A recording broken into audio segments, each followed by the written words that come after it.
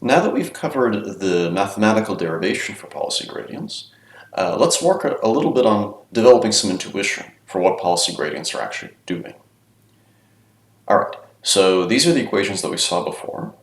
We've got the approximate expression for the derivative of j theta, which is a sum over all of our samples of the sum of grad log pi's along that sample trajectory times the total reward of that trajectory. So what is this grad log pi thing actually? Well, let's say that our policy for now is just discrete. Let's say that it's just a mapping from images, maybe these are driving images, to a discrete action, turn left or turn right. Then log pi is simply the log probability that this policy assigns to one of those two actions. And grad log pi is the derivative of that log probability. So a neural network will output those probabilities, and you can take the logarithm of that probability. When you do maximum likelihood training, supervised learning, you're typically maximizing log probabilities of observed labels.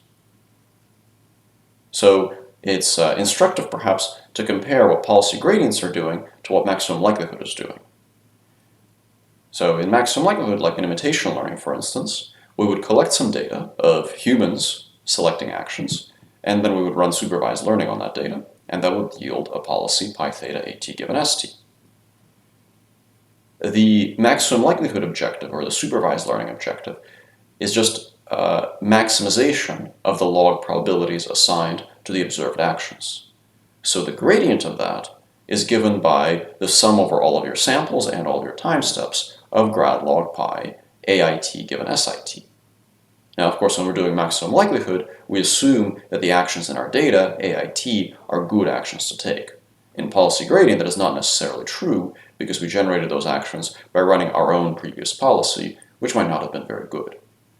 So the maximum likelihood gradient simply increases the log probabilities of all of the actions, whereas the policy gradient might increase or decrease them depending on the value of their reward. So intuitively, high reward trajectories get their log probabilities increased, low reward trajectories get their log probabilities decreased. So you can think of it as a kind of weighted version of the gradient for the maximum likelihood objective. In fact, this interpretation will turn out to be very useful when it comes time to actually implement the policy gradient with modern automatic differentiation tools like PyTorch. Now that was an example with discrete actions. What if we have continuous actions? What if, for example, we want to make this little humanoid robot run using policy gradients? Well, in that case, we need to select a representation for pi that can output distributions over continuous valued actions. For example, we might represent pi theta at given st as a multivariate normal distribution or Gaussian distribution where the mean is given by a neural network. So the neural network outputs the mean, and then you have some variance, which could be learned or could be fixed, and then you would like to train this neural network. In that case, you can write the log probability as, by basically using the formula for the log probability under a multivariate normal distribution, which is simply the difference between the mean and the action under the covariance, the inverse covariance matrix. So this is one way of writing the log probability of a multivariate normal distribution, and you can then calculate the derivative of this thing with respect to the mean, and you just get this equation. So the derivative of your multivariate normal is just -1/2 times the inverse covariance times fst minus at times df d theta. And in practice, the way that you would calculate this quantity is you would compute -1/2 sigma inverse fst minus at, and then back propagate it through your network to get the derivative with respect to theta. All right, so that maybe gives us some intuition for what these grad log pi terms are actually doing, both in the discrete action and continuous action case. In both cases, they correspond to a kind of weighted version of the maximum likelihood gradient, if it's helpful for you to think about it that way. And you can compute them by basically using the formula for the log probability of whatever distribution class you choose to use. Now, what is the policy gradient actually doing intuitively? So I'll collect some of the terms and use slightly more concise notation to make this a little clearer so you can equivalently write it as grad log pi theta of tau times r of tau, where this grad log pi theta tau is just the sum over the individual grad log pi thetas. The maximum likelihood gradient is given here, so it's just the same thing only without the r term. So intuitively what that means is that if you roll out some trajectories and you compute their rewards, and some of them have big positive rewards represented with green check marks, and some of them have big negative rewards represented by the red X, and some of them are kind of neutral, like that middle one. What you'd like to do is you'd like to take the log probabilities along the good trajectories and raise them, and take the log probabilities along the bad trajectories and lower them. So the policy gradient makes the good stuff more likely and makes the bad stuff less likely. So in a sense, you can think of the policy gradient as a kind of formalization of trial and error learning. If reinforcement learning refers to learning by trial and error, then policy gradient simply formalizes that notion as a gradient descent algorithm. Now, what I would like to briefly mention next is a short aside regarding partial observability. So if we want to learn policies that are conditioned on observations rather than states, the main difference is that states satisfy the Markov property, whereas observations in general do not. As a reminder, the Markov property simply says that future states are conditionally independent of past states given present states. States satisfy this, whereas observations in general don't. Now, interestingly enough, when we derive the policy gradient, at no point did we actually use the Markov property, which means that if you wanted to derive the policy gradient for a partially observed system, you could do so and you would get exactly the same equation. Now, for a partially observed system, the trajectory distribution now would be a distribution over states, actions, and observations, and you have to marginalize out the states. So the derivation for this is a little bit more involved, but you can do it at home.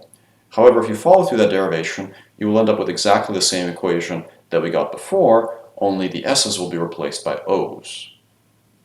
What this means is that you can use policy gradients in partially observed MDPs without any modification. Just use them, and for this version of the policy gradient algorithm, it'll work just fine, insofar as regular policy gradients work. Okay, now I mentioned before that maybe policy gradients, as I've described them so far, won't necessarily work very well if you actually try to implement them. So what's wrong with a policy gradient? Well, here's one problem that we could think about. Let's say that the horizontal axis here denotes the trajectory, and I know the trajectory in general is not one-dimensional, but let's pretend it is, and the vertical axis represents the reward. So here we have a reward. It's kind of this bell curve shape with a peak here, and let's say that we have 3 samples, and the height of the bars here represents the reward of those samples. So the blue curve shows the probability under the policy, that's the bell curve, and the green bars show the rewards. So I apologize here, the y-axis is actually a little bit overloaded.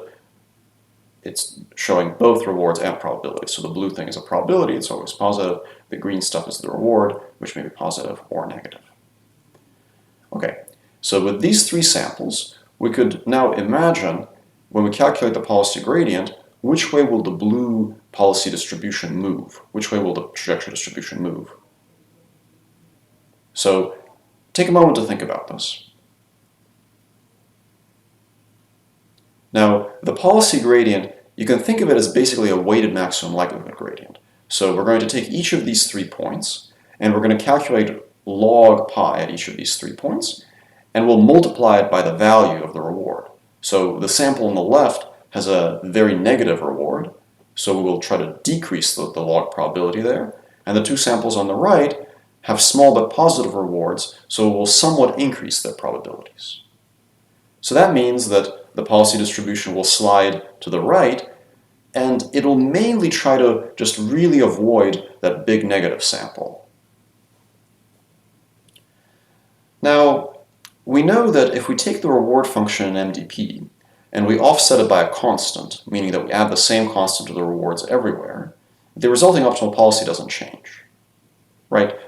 This is for the same reason that if you have a maximization problem, let's say you're maximizing f of x, the maximum for f of x is the same even if you add a constant. So the maximum for f of x is the same as the maximum for f of x plus 100, which is the same for f of x plus 1000. So let's add a constant to the rewards. So let's say that our rewards are now given by these bars. Now, the relative rewards are exactly the same. So the samples on the right are still better than the samples on the left, but now I've added a constant to them, so they're all positive. And now take a minute to imagine how the policy will change when we use these rewards. With these rewards, of course, the policy will want to increase the log probabilities at all three samples, although it'll want to increase the ones on the right a bit more. So maybe the policy will change like this. Now you could imagine even more pathological changes to the reward. What if I, for example, change the reward so that the two samples on the right actually go all the way to 0, or the sample on the left goes to 0? This issue is actually an instance of high variance.